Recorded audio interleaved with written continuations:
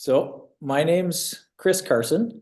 I'm a partner at Metro City, and we're under the banner of EXP Northern Alliance. So you've all come here through the Northern Alliance branch, I believe, and I'm here to put on a training for this week. And welcome, everyone. So the topic of the training this week is development land acquisition. And myself, just to give you a little bit of a background, I've got a civil construction background. I've been in the civil construction and development world for a long time. I've been in realty, mainly commercial, for the better part of 15 years. And for 15 years before that, I was in commercial construction, civil construction, and land development, building subdivisions. And so I currently, although I'm in realty, I currently am building condominiums. So one project to note is in Kempville right now. We're building some stacked condominiums. So, but I've built apartment buildings in the past, got at least a couple hundred units under my belt. So the information I'm giving you is as much from the horse's mouth as you're going to get it. I feel free, everybody, to participate. I encourage interaction. If you've got questions, don't hesitate to stop me and ask. And I'm looking forward to some interaction. So we're going to discuss development land acquisition, and that obviously could mean many different things, but I think today I'd like to focus on the acquisition of land particularly, and how to source it. So how do we find development land? So I'll just kind of preface it a bit and maybe ask a question of you guys. When we talk about development land, what types of development land can you think of that are out there that our clients may be looking for? Anybody? Subdivisions. Subdivision land. That's a great one. I'm assuming we're talking about residential subdivision lands. That's a good example. Thanks, Mike. There's multiple different types of development land, and it's every different aspect of realty. Most people think about realty and they're obviously thinking residential, but in the commercial world, I consider it to be everything but a single family home. But even a single family home sits on some development land. So whether we're talking about a single residential lot for development to a builder or a homeowner, or a townhouse lot, or residential subdivisions, those are just a few different components. We have industrial subdivisions. Development land could be for larger residential complexes, like either downtown condos or something like I do. I work in secondary markets, and I'll be building condominiums, but it's on acreage. So it could be rural residential development, it could be rural general industrial development. Industrial's got many layers of different components. It could be light industrial, which is like warehousing. It could be heavy industrial, which could be big shops for industrial buildings, concrete plants, quarries. There's all sorts of uses out there that would be considered development land that we could develop something on. And I think it's if anything, I just want to broaden everybody's horizons a bit today. It's such a deep topic that we'll never be able to cover all of it, but I want everybody to kind of, I guess, put their thinking cap on and just understand that there's all sorts of different types of land out there that get used all the time, and that's what I want to focus on. Maybe a little bit of how to source different land. We've got clients that are always looking to do something, whether it's build a house or build a office building for their business, or a shop for uh, their light industrial business, right up to big warehouses for Amazon st style distribution centers. It all starts with land, and that's my focus and forte. And I encourage you all to participate in it. And if anything else, after this, if you've guys and girls ever have any questions, don't hesitate to give me a shout. I'm pretty plugged in the land arena. So I'm gonna talk a few different examples of land, and I'm gonna share my screen and go through a few different ways that I source land and look for land. And like I said, feel free to stop me anywhere along the way. But it's important to note that all of these different land types, whether it's industrial, commercial, rural, urban, it's all considered land and development land, and there's ways to go after finding it and acquiring it. So I'm going to share my screen and basically show how I would start. I don't know if I can, looking for land. Obviously, the MLS is a good place for us to all start. We're all in realty, and there's a good amount of land that can be sourced on the MLS.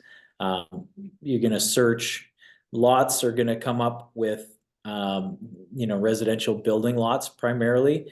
If you go into the commercial world or certainly cross property, you'll see that there's a commercial land is a subtype. That's another good place to look on the MLS. But there's all sorts of places that exist off of the MLS that I'm looking in. And the biggest challenge is a lot of these properties don't pop up on the market. They're not on the MLS. So we have to source them off MLS. And a big thing I do, normally we've either got a client, or whether it's myself as the client, looking for a piece of development land that I'm going to develop on. Geo Warehouse is obviously, it's our window into the Ontario Land Registry, and it's got a lot of what we need. So I'm going to focus on, I had to pick some examples. So I'm going to focus on and showcase one of our listings. So Mike Willett, who's also on this call, is our colleague and an agent here at Metro City, and he's got a listing that is an entire subdivision on development land, let's say, but it's a client that bought a piece of land and is working through the development process, and we've got a bunch of lots to sell. So it's a good one to talk about. It's an example of development and how it starts and where it can go and how to find it. So I can go in any municipality, certainly as within Ontario, because that's likely where we're all licensed, and seek development land. Let's just continue to go down the residential subdivision, put that kind of a lens on. And if when I go into Geo Warehouse and we start to get to this level and we see all the different property parcels and their property lines, it becomes pretty apparent where there's holes. So can everybody see my screen? I want to make sure I'm sharing the screen properly. Yep. Okay.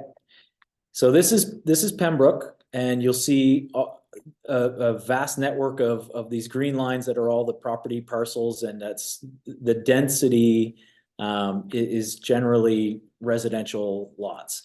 And I'm gonna start keying in on some of these open spaces right next to the density. We want to look for land primarily with this lens that we've got on for residential building lots or subdivision development land for, let's call this, medium density or single family towns, medium density. We want to be as close to the path of progress as possible. If I look at a piece of land out here on one of the farms, or some of these more rural areas, that's also could be considered development land. Somebody might be looking for a rural estate lot subdivision. But we have to understand that those are very different than the residential land that we're going to find that's attached to the town. And the main difference is going to be these parcels that are attached to the main cities are basically going to be on services. So the estate lot subdivisions by definition are going to be serviced by well and septic, and they're not going to be feasible for a higher density for townhouses or stacked towns or apartments. But the parcels that are that we're talking about right now with the subdivision that we have, I'll show you right where our subdivision is. It's this piece of land right here, and it is basically nestled in behind the there's a Walmart and a Home Depot and the Pembroke Mall. It's sandwiched in behind, next to a school, right next to all this density. And the big bonus here is that services are at the lot line. So because when I say services, I'm talking about municipal sewer systems and water supply. These services are here on these roads already, so it's available to be serviced and higher density. The rural estate lots, you usually can only do 2-acre estate lots because the septics and wells can't be on top of each other. But with this type of land right next to this higher density, it'll allow for higher density in units. So this particular piece of land that we've got is, it was purchased by the owners. Original parcel size is 86 acres, and it's going to be cut up into townhouses, and eventually this whole thing will be built out. And I'll show you, just kind of get a window into this is the application basically, and stormwater management and some of the studies that are done for the owner to apply. Ultimately, for what we see here as this is the site plan, and that parcel that I showed you is gonna, the first phase is roughly 150 lots, mix of towns and singles and semis, with a medium density block. But this is a prime example of a great piece of development land. And to source it, just like I showed you in the past, we can see very clearly that there's density here and an open field right next to it. So as long as the planning makes sense and the municipality is, it's important to know that the municipalities have to be on board and supporting the new use.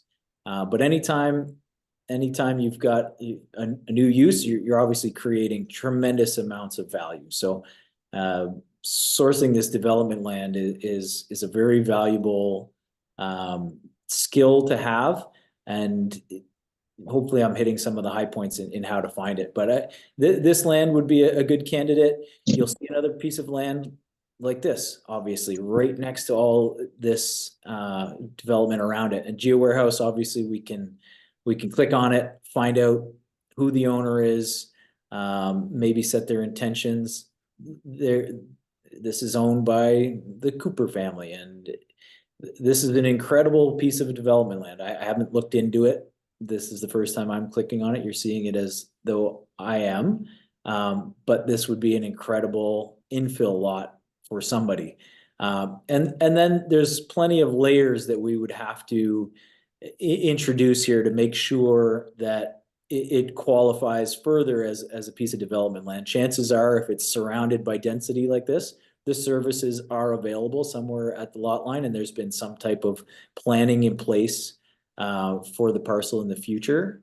I would think that Alfred Street here seems to terminate right on this piece of land, and maybe the services come in through here. But you can see all these streets terminate right at this parcel, and there's been some future planning here to stub in some future streets and services. So there's likely an official plan within the municipality that would address this property. And the planners are always looking 5, 10, 20 years out and identifying these parcels that they want to see develop next, allocating services to them.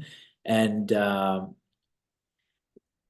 here's an example of a municipal website that I would go to. This is the North Grenville official plan. I'm jumping municipalities here, but I just happened to be working in North Grenville and Kempville on another project, and I know the official plan well.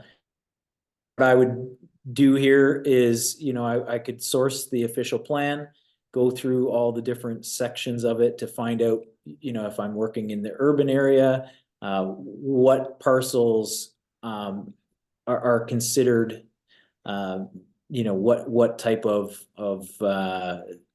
property type. So this is the outline of the official plan and the property use within the urban boundary of Kempville, and you'll see overlays of all the different areas that are serviced or industrial, whether they're economic or highway commercial, agricultural, residential. It'll show you all the different property types and usually give you a window into the intention of what the town wants built there, and tell you whether or not that parcel is suitable for what our clients are looking for, or what we're looking to develop. So I'm going to jump to the city of Ottawa, and I want to show everybody another tool that I use. Certainly within the city of Ottawa is an incredible tool, and it's called GeoOttawa. If you're not familiar with it, it's a public site, and this is basically Ottawa in its entirety. And this public site, GeoOttawa, has an incredible amount of information here. And everything is run based on different layers. I'll just pick a different area. This is maybe something that's recognizable to everybody. This is the Ottawa Airport, and you'll see, obviously, from a high level we can kind of get an idea of where things are. But I want to show you the layer system within GeoOttawa, and these layers are the key to. I'll probably do a different training all on GeoOttawa in the future, and certainly people can contact me if they've got things that they'd like to understand. But these layers are the key to GeoOttawa, and you'll notice each of these tabs has a pull down menu, and you can find all sorts of information on here. You'll see in the rural areas, natural systems and regulation limits. These blue is identifying unevaluated wetlands. So under natural systems, you can see the unevaluated wetlands. If I turn that layer off, they disappear. The black hatched area is regulated limits around those unevaluated wetlands, and you'll see if I turn those layers off, as I toggle them on and off, they are identified, and then we can hide them by turning them off. So something else that's very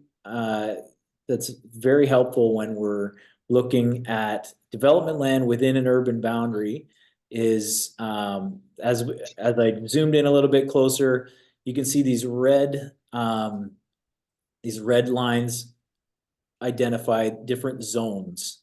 So the zoning tab has to be on here.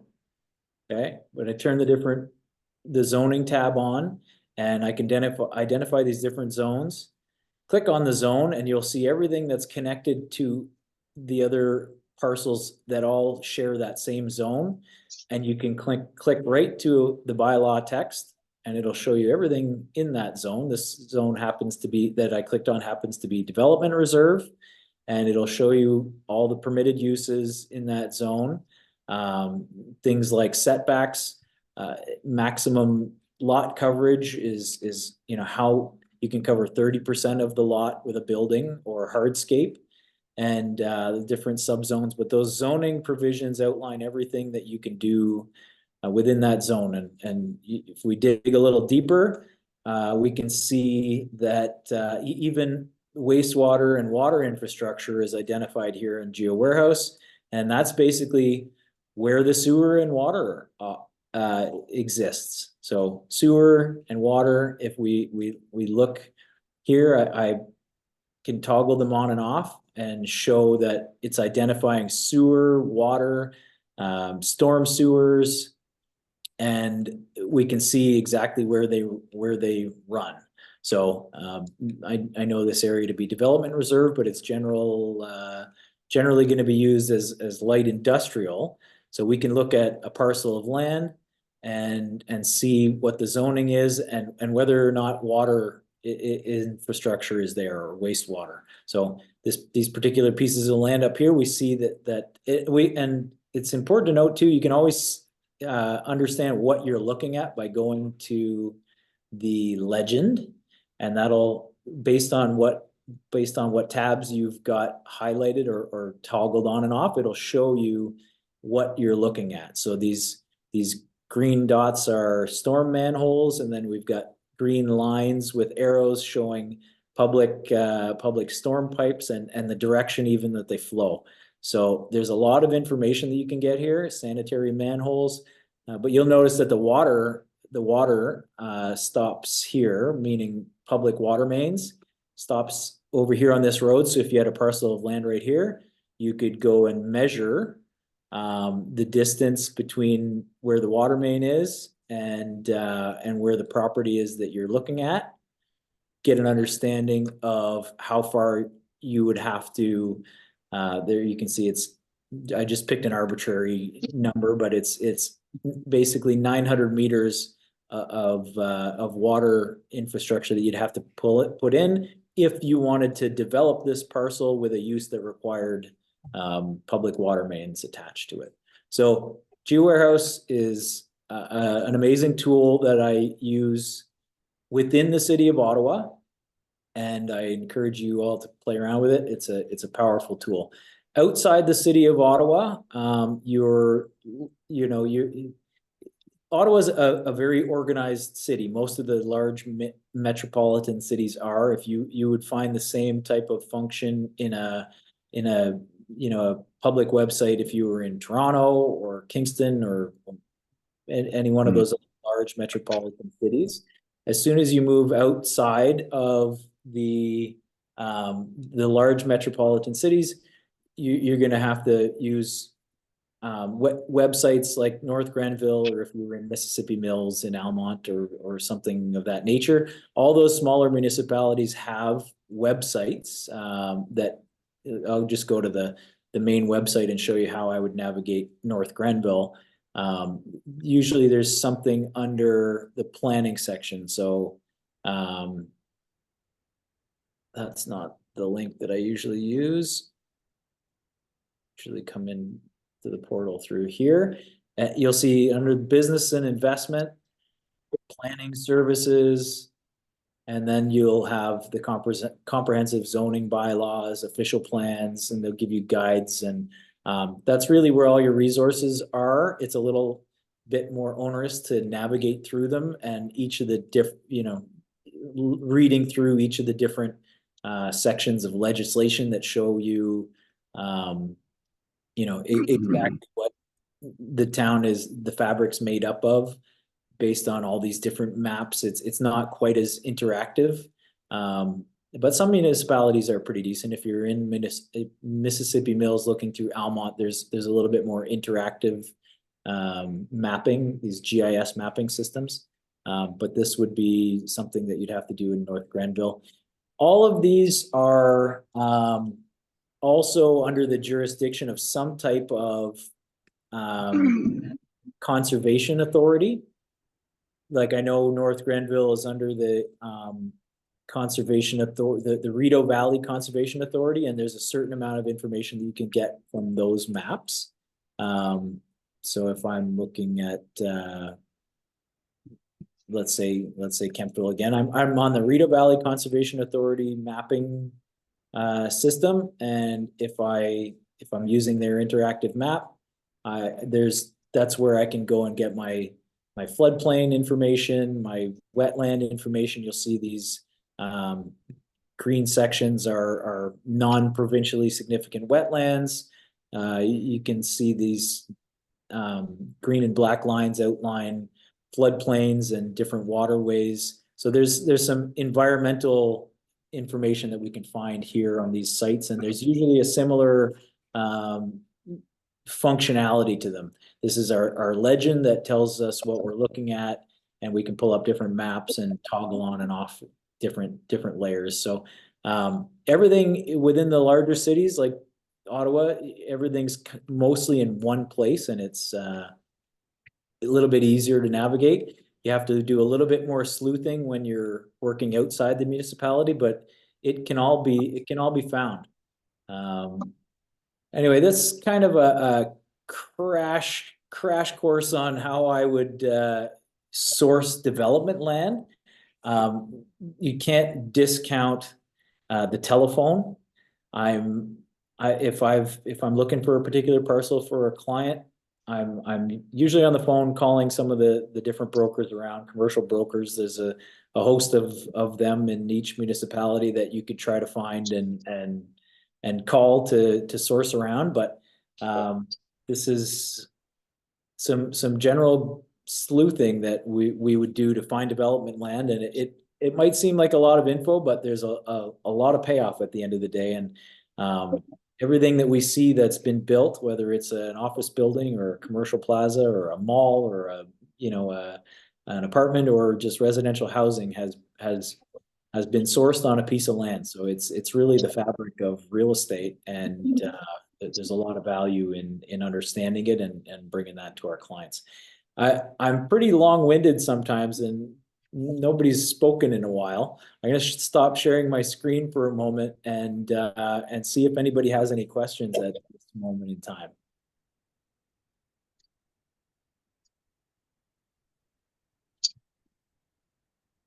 Is anybody working in Ottawa or any municipality around that have had clients looking for development land, whether it be a single lot for a house or a larger development for anything from a condominium to any of the different property types that I've discussed?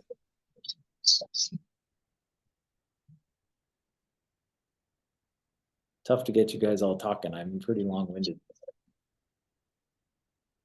Well, sorry, I joined on about 10 minutes late. What's your name, by the way? Sorry. My name is Cris Karson. Hey, Chris, I'm Tom. How you doing, Tom? I think that's interesting, actually, the way you guys look at, finding stuff within the urban area. Like, I never thought of doing that.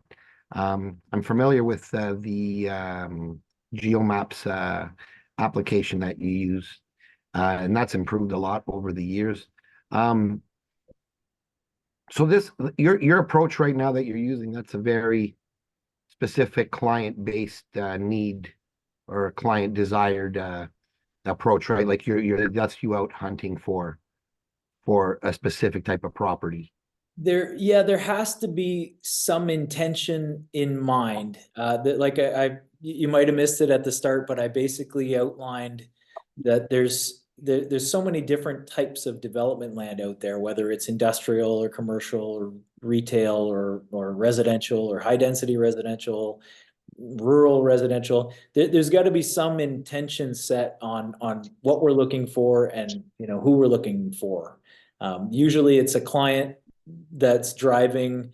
You find a client that's looking to, maybe they're a builder, maybe they're a residential builder and they're looking for townhouses specifically as their business model. And they've got a budget of X amount, and you know that they're looking for, you know, 3 acres or 4 acres, 5, 10, whatever it is. It's usually driven by some type of a demand for somebody out there looking. Often it's somebody that's got a business, and you know, maybe it's commercial or industrial. They've got a business and they're looking for a new piece of land for their warehouse. And we got to dig into that particular user's you know, their specifics and what they're looking for. They need 10,000 square foot warehouse, and they need you know, X amount percentage of office. They know that it can be facilitated in the rural area, so you know that their budget can handle 300 an acre in a rural area as opposed to 800 an acre when you're attached to sewer and water and you're going to put up big warehouses. But so most of the sleuthing and the searching that we're doing is client driven. Certain aspects of it, like for myself, I develop property as well, and I build. So I'm always looking for myself, which is handy. But I'm, you know, and I've got other clients always looking. If you develop this expertise, people will be asking you to hunt for land for them. And That's amazing. you know, so when I'm looking for other people, I've always got my eye out for myself, and but there's some good old fashioned homework involved. You know, you've got a client that likes a particular area, and you know, it all, just like anything else, location first. And you've got a client that says, I've been building in Almont, let's say, and I'd like more land. So we start with Almont, uncover all the stones, figure out you know, what it's all about, the Almont specific market. I could go into any market as long as I have access to the information. I could go into any, after you understand it, you go to any market in the world and really understand, you know, okay, these are the next development pieces. We want to be as close to we can as in the path of progress, with the client's budget in mind. They, you know, and if you have an urban center, obviously that's the most valuable land. And as you go further away from the center of a city and you get less and less dense, the value drops. So, you know, so we have to qualify the client. What are you looking to build? Where are you looking to build it? What's your budget? What do you have in mind? Kind of narrow those down first before we start our hunt for just general land. But if you do your homework properly and you're qualifying your client, you can usually get to the bottom of what they need, and then you can go hunting for it. And these are just some general techniques to start checking boxes off and doing your homework to actually find it. But if you you know, if you employ these tactics and uncover all the stones, you'll find the land. And I don't know how many times people have said, oh, well, there's no development land left. Everybody's been building on it for all these years and it's all gone. And you know, a big client called me and we're looking for land in Kingston. I want to get into the Kingston market, big builder. But everybody says there's no land left in Kingston. I spend you know, a couple visits to Kingston, and after a week I've identified 50 potential land development land parcels that qualify. Start, you know, figuring out who the owners are, start trying to find contact information, whether it's knocking on doors, good old fashioned sleuthing, and within a month find like 5 viable large development sites that are available and can be purchased. And that will happen in every community, because these communities are always wanting to expand and making sure that there's the next development parcel. If there's no land left, truly, you know, any municipality will be bringing new land into their official plan. They'll be designating rural land that's just outside the urban boundary into the urban boundary. and agreeing to basically service that land. Like City of Ottawa just last year went through their new official plan, and they designated more land for residential. If you look in Canada North, they designated a whole pile of land in that area to come inside the urban boundary, a bunch near Boundary Road. A lot of that is big developers that have, are kind of puppeteering things from the background and pushing to get those parcels that they've made some deals on with farmers, or big rural landowners to get them inside the boundary. But they're designated big chunks of land, and the builders have their land, but they've also designated other lands within that that we can find. So there's always land to be found in every market. I haven't found a market yet that there isn't something that we can work on and develop. So there is some challenges, and something to note. I guess this is a good conversation to have. Is you have to understand the particular municipality that you're in. And one of the most important things is that they might have land available, but are services available? Right. Is there enough capacity in the water supply? Is there enough capacity in the sewer systems? So you'll see, some municipalities that are outside the city of Ottawa, let's say, that just maybe they weren't planned well, or they haven't been allocating enough of their tax dollars to be upgrading their sewer systems or their water systems. Maybe there's just not enough growth in the town and not enough tax base to do that. Some towns will stagnate and not have those urban type or village core services available for development. And those towns are generally stagnating. If there's any development there, maybe it's rural lots. Maybe we're talking further out, and there's there's rural estate lots that could be developed. It's something good to note for everybody that's here in Ottawa.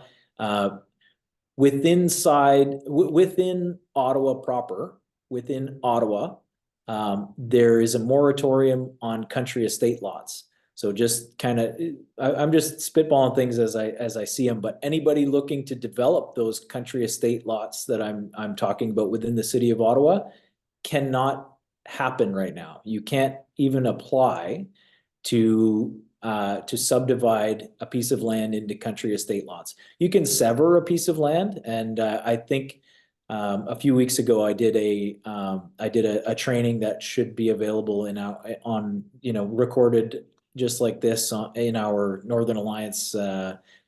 It's probably a database of training that we're starting to collect. I did a seminar on subdivisions versus severances. There's always going to be parcels of land that could be severed, an original parcel that could be, have a couple lots taken off the road frontage and sold. But true rural estate lot subdivision cannot be applied for right now. So you can have a 100-acre parcel of rural land, and you can't even make an application to subdivide it because the city of Ottawa, I think it was about 13 or 14 years ago, imposed a moratorium on that land use, and there's no end in sight. So Oh, wow. just to further qualify, where you're getting this information and who you're getting this information from, I between my father and I think we built 10 estate lot subdivisions. I project managed the last two and was the driving force for the development and actually getting the subdivision application completed. I put in my last application 2 weeks before the moratorium. We knew it was coming, and the city, was pretty transparent that they were going to shut it down, and they did. So I was able to get my subdivision through. But right now, unless you're working on a piece of land that's had an application in before that moratorium, there's no further applications that they will even accept to look at for rural estate lots. So you'd have to do something that's on water and sewer services, or, have some crazy infrastructure. Maybe you could build start your own village somewhere with a big treatment plant and water supply. But you're talking about, large environmental, assessments and official plan amendments and a lot of work. So, Wow. anyway, it's just one property type use to discuss in the development land world. And anyway, When you are acquiring or making a bid on a parcel of land, what are the challenges that you find in order to be able to close the deal, like complete the transaction? And great I mean, question. the development aspect has got to be like I get it, it's a completely different beast, right? I mean, you have to do zoning applications and permits and you know touch every aspect of the city planner to make sure that all the amenities that are necessary, like sewer and all that stuff, are accounted for, right? But what are some of the main challenges that you guys deal with? Like, is financing a challenge to acquire? Um, is there anything specific, like when like I was really excited about this presentation because I've done a lot of commercial transactions from leasing to sales. One transaction that I've never done is a land acquisition. So, or had a land listing. I just always felt that that was a very niche market and really didn't have anywhere to go with it. But I've become more and more interested with it since I joined DXP and my team. And so, what are the challenges, like if you're writing an offer, like in terms of maybe conditions and to prepare your client for the financing involved? Like, what would your client need? Like, do they need to have like 50% down in order to be able to finance it? Do they, um, you know, is zoning, I mean, a condition of zoning, I think, is not difficult to put. Would you do like zoning on a 6-month basis to see if it's possible to get the zoning changed or favorable to get it changed? Like, what kind of challenge would you face and what would you do to tackle them? Tom, these are great questions, and I appreciate you asking them.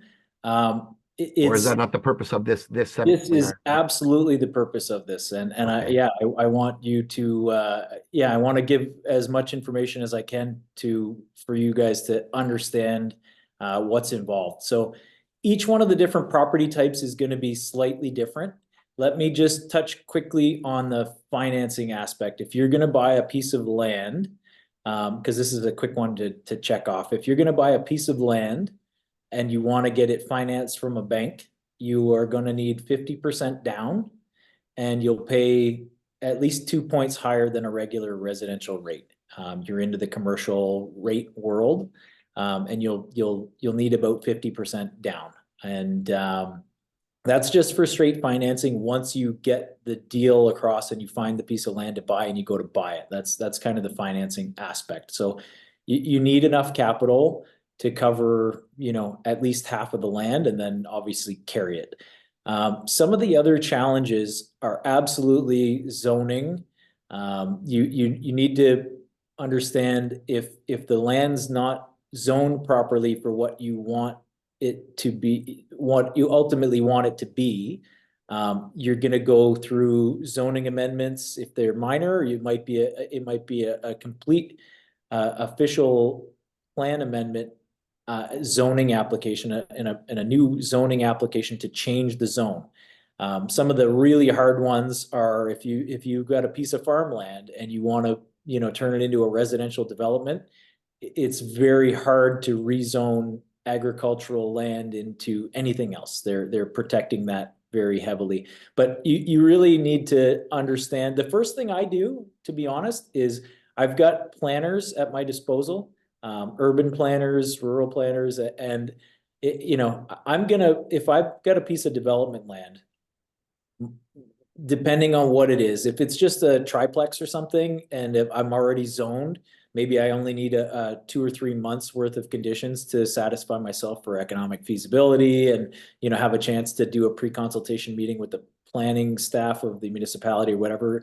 But if Right. I've got a larger parcel that I know doesn't have the right zone and for my ultimate use, absolutely 6 months all day long.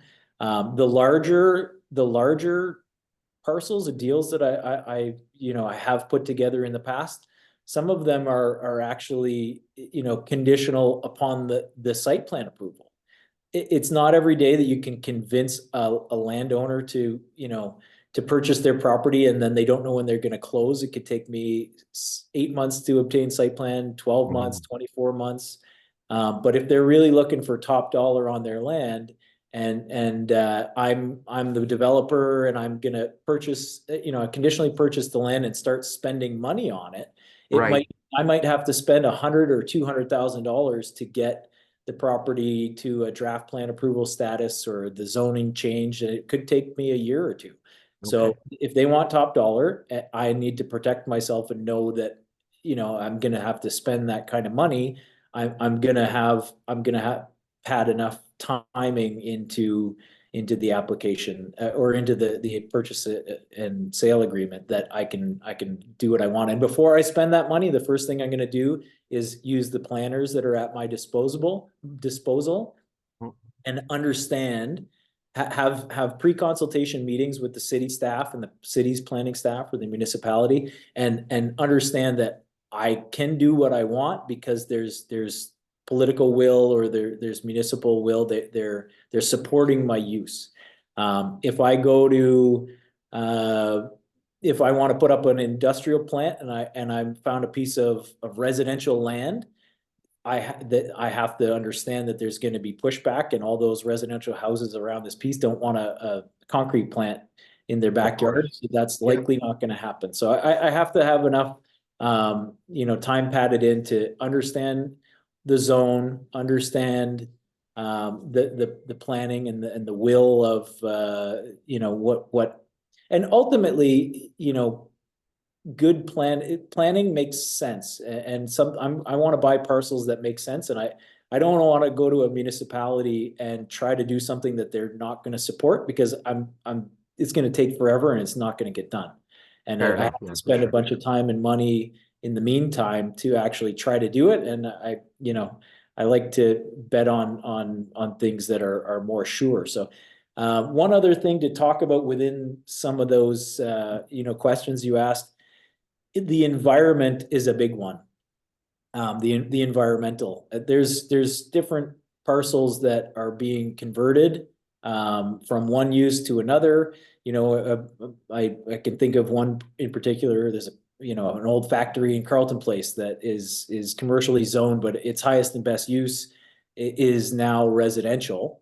And I have to understand that in order to get it done and to get it rezoned, I've got to go through an environmental applications, do all the environmental studies, and there's environmental cleanup to be done. Yeah, there may be phase one or two or three, and just Yeah, well, depending on the parcel. that's absolutely, and you got to build time and money into those.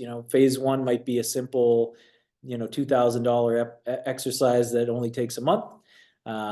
Phase two might be another $10,000 or $15,000 to do the core holes and the testing to understand what kind of contamination is there. And the phase three is kind of a misnomer. I think we learned phase three in studying in real estate, but in the real world, there's no such thing as phase three. It's just the remediation and wrapping up the phase two. So if you ask any of the environmental engineers out there, there's a phase one, a phase two, and then there's the cleanup, which I think we all consider phase three. But um, it, Phase three is the lesson learned the hard way. it's the actually doing the work Yeah. and cleaning it up, and Yeah. that's a large expertise of mine. My background, like I said, is civil. I had sand pits and quarries. We were doing a lot of heavy construction, and I've cleaned up at least 3 sites that were heavily contaminated through hydrocarbons and different heavy industrial uses, and some of So them have. do you like doing brownfield development? I'd rather stay away from it if I can. I've I've got some, serious experience now because I've been through it, but I would try to avoid brownfields if I can, because, there's a lot of money to be spent. There's a lot of time to be spent.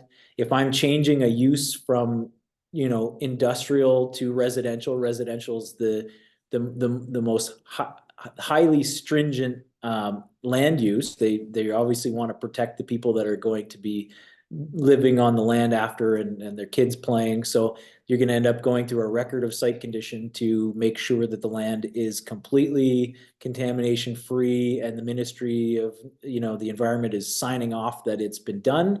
And that it could take years, could take Right. a few years, and the particular property I was talking about in Carlton Place that I know of, it needs $1 million worth of demolition and remediation to be done. And to get through that process, and then, the record of site condition will mandate that you monitor ground wells for 2 years after the cleanup to ensure that, nothing has Right. come up afterwards. So you're 3 years before you can get, your site plan approval to start, putting a shovel in the ground at least. Wow. And all the carrying costs are high. So you'll come across all sorts of different deals with a landowner like that has it. They can't get rid of it because people understand this, and they might have to sign a deal that the land will only transfer once all of this has been done, and it could be, they might not get their money for 5 years. So Wow. as realtors, we need to understand that too. It might be 5 years before we get paid.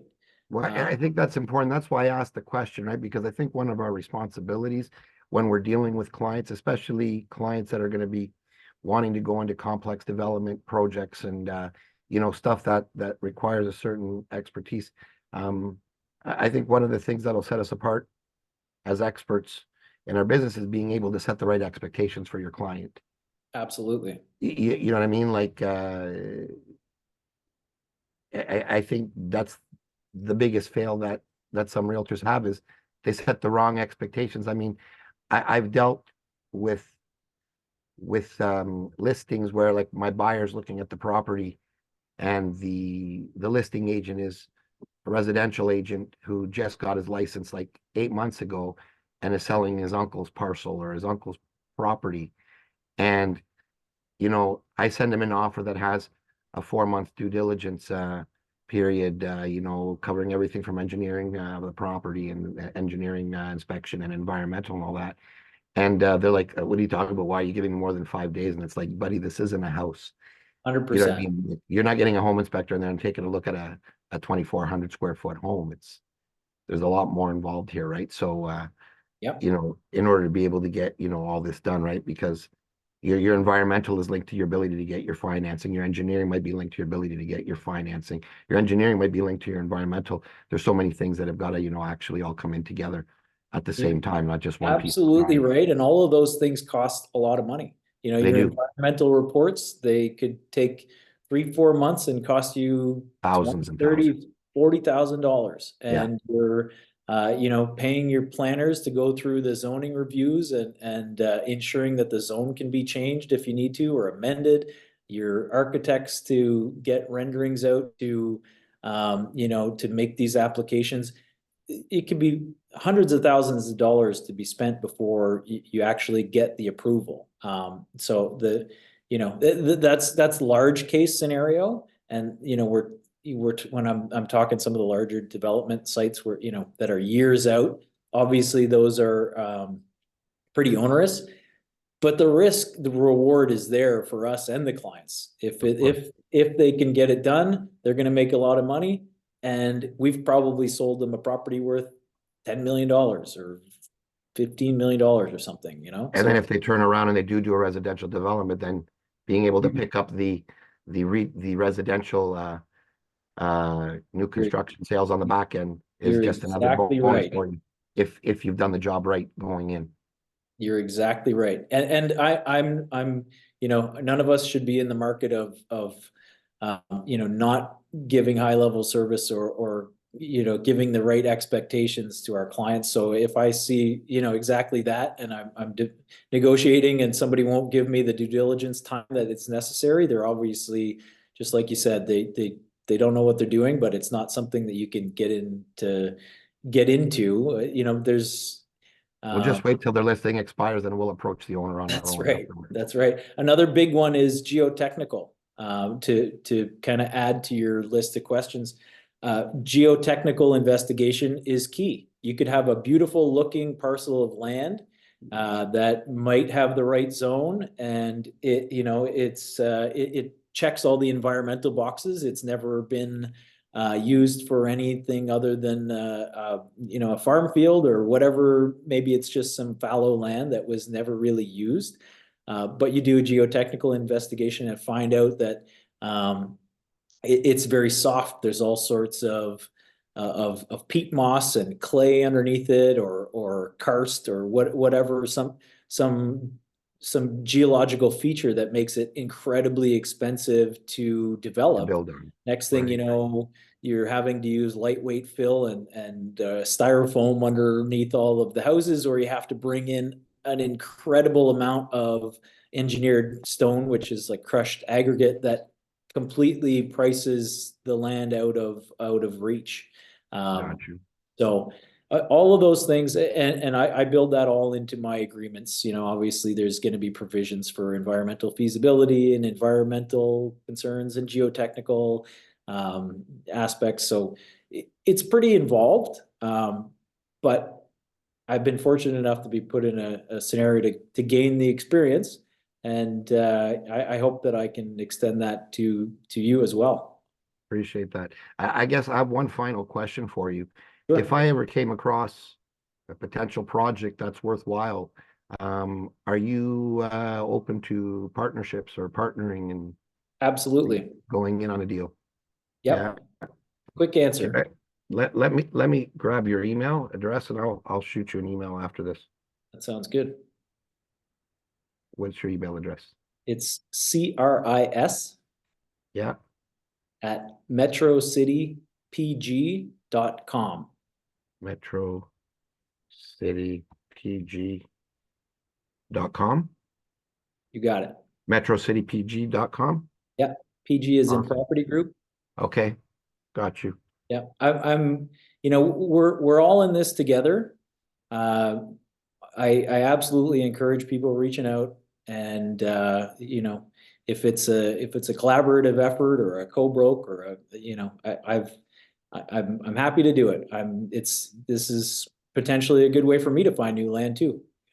I appreciate it. Like I said, I mean, at the end of the day, I think there's right opportunities out there, and sometimes having the right team together to do it can make all the difference.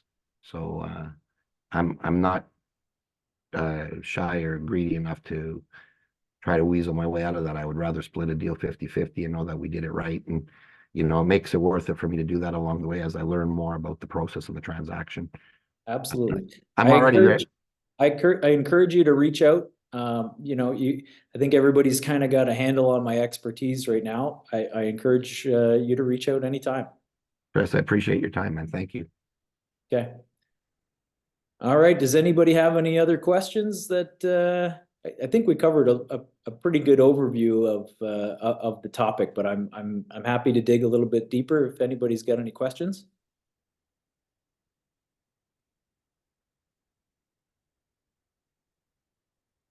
Okay. Good enough. All right. Well, thank you all for coming. I hope this was informative, Great. and Thank you, man. look forward to seeing you all in the future. And Tom, certainly, reach out anytime. I appreciate your questions. You're on the right track, and I think you've got a good understanding of it thus far, and I encourage you to reach out anytime. I've been in the commercial business 20 years. So I started with Prime Corp, and then I was at Cushman.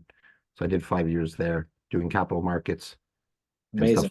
Amazing. So Don't like discount land. It's what yeah, this is all based on. like I said, for me, land is just a transaction I've never done. I've seen it. I mean, I've had the opportunity. It didn't work out. So like I said, for me, you know, it's something that I find more interesting. Just with where the market and the economy is going right now, we need more development. So Around my team and office here, they call me the landman. So love it, love it. I, reach That's reach well, out anytime if you see a piece of land, think of me and I will. absolutely reach out. Maybe you want to buy it. You never know. I might. Even better. Chris, nice to meet you, man. Thank you so Okay. much. Appreciate Nice your to time. nice to meet you too. Okay, I'll thanks email you everybody shortly. for coming and have a happy Friday and a great weekend.